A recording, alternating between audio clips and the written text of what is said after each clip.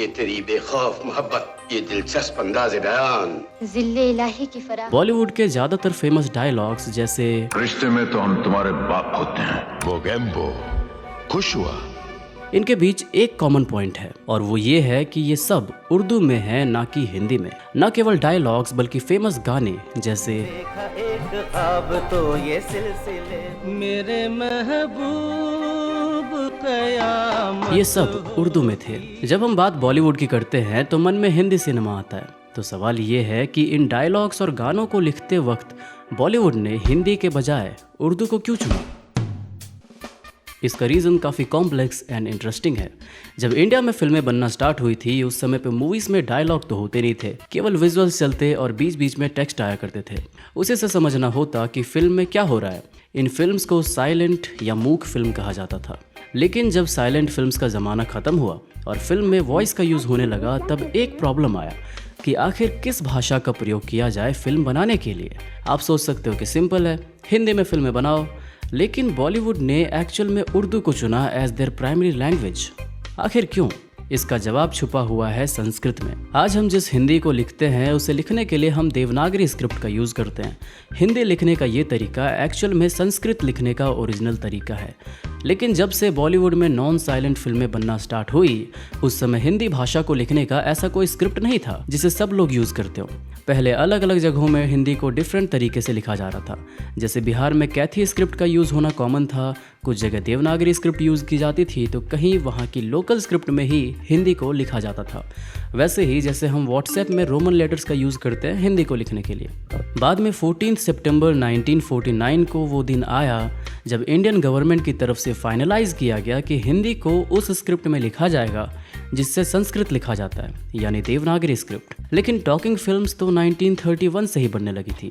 हिंदी को देवनागरी स्क्रिप्ट मिलने से 18 साल पहले। तो प्रॉब्लम ये था कि आखिर बॉलीवुड फिल्मों में बोले जाने वाले डायलॉग्स को किस भाषा में लिखे जाते? आंसर सिंपल था, उर्दू को उठाओ। कौन कमबख्त है जो बर्दाश्त करने के लिए पीता है? क्या नज़ा की तकलीफों में मजा जब मौत न आए जवानी में, और हार कर जीतने वाले को बाजीगर कहते हैं। क्योंकि ये हिंदी से काफ़ी ज़्यादा सिमिलर भी है तो लोगों को समझ भी आएगा, और उर्दू लिखने का उस समय ऑफिशियल स्क्रिप्ट तो था ही, तो डायलॉग लिखने में भी दिक्कत नहीं होगी। जहां बॉलीवुड ने बोलने के लिए हिंदी और उर्दू का एक मिक्स्ड वर्जन बनाया और उसे नाम दिया हिंदुस्तानी भाषा, वहीं लिखने के लिए नस्तलीक स्क्रिप्ट का यूज़ होने लगा जो एक्चुअल में उर्दू का स्क्रिप्ट था। उर्दू स्क्रिप्ट में डायलॉग्स का लिखा जाना यही कारण था कि इवन इंडिया की first talking film Alam Ara भी उर्दू फिल्म ही थी। यहीं से बॉलीवुड की एक ऐसी नींव तैयार हुई जो हिंदी नहीं बल्कि उर्दू बोलने वाली फिल्में ज़्यादा बनाता था। कुछ लोग उर्दू पढ़ पाते थे, उनके लिए उर्दू डायलॉग लिखा गया, और जो नहीं पढ़ पाते थे उनके लिए उर्दू डायलॉग्स को उनकी स्क्रिप्ट में लिखा जाता था। फॉर एग्जाम्पल, अगर मुझे इंग्लिश पढ़ना आता है तो मुझे सेट पर उर्दू डायलॉग्स को रोमन स्क्रिप्ट में लिख के दिया जाएगा,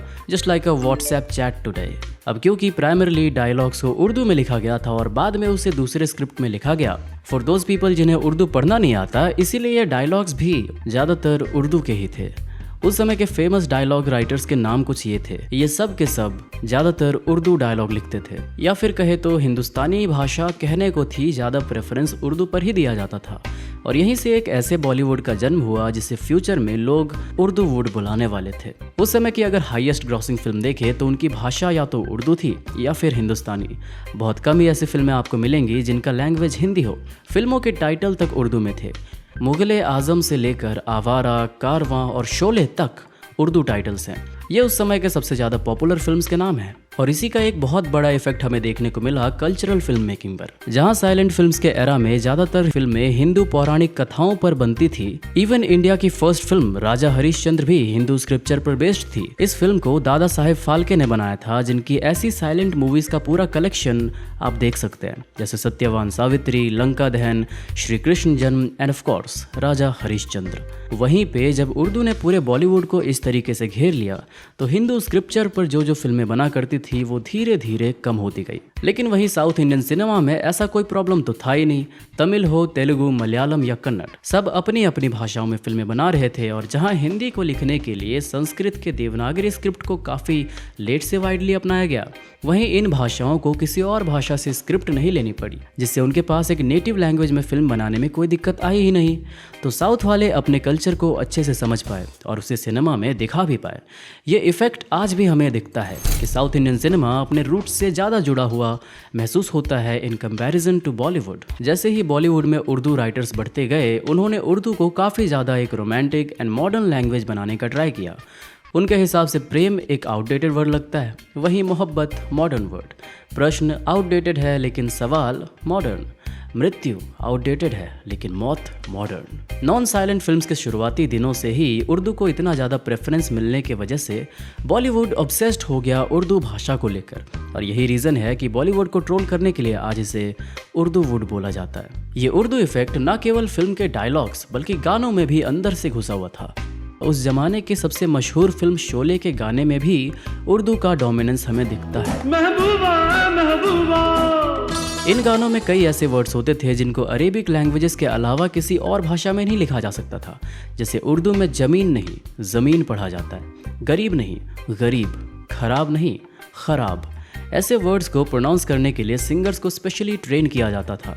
बाद में इन्हीं वर्ड्स को लिखने के लिए देवनागरी स्क्रिप्ट में कुछ लेटर्स के नीचे डॉट लगा दिया जाता ताकि उर्दू के इन वर्ड्स को देवनागरी में भी लिखा जा सके। शैलेंद्र जैसे कवि जो आवारा हूँ जैसे गानों के लिए फेमस है, आवारा हूँ, वो भी प्राइमरली उर्दू में ही लिख रहे थे। अब क्योंकि 1949 में इंडिया की ऑफिशियल लैंग्वेज हिंदी और इंग्लिश को बना दिया गया और हिंदी को प्रॉपर रिकग्निशन और देवनागरी स्क्रिप्ट मिल गया, इसीलिए धीरे धीरे ही सही लेकिन समय बदला और 90s के बाद ज़्यादा उर्दू पोएट उतने पॉपुलर नहीं रह पाए जैसे वो बॉलीवुड के शुरुआती दौर में थे।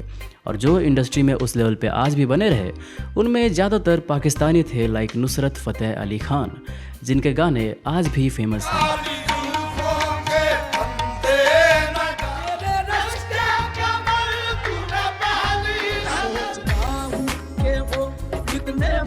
ओवरऑल उर्दू डायलॉग्स भी बॉलीवुड में धीरे धीरे लिखे जाना कम होते गए जैसे जैसे समय गुजरा, लेकिन उर्दू और हिंदी का ये मिक्सचर हमेशा से बना रहा है। डिबेट यहाँ पे ये है कि ज़्यादा डोमिनेंस आखिर किस भाषा की है।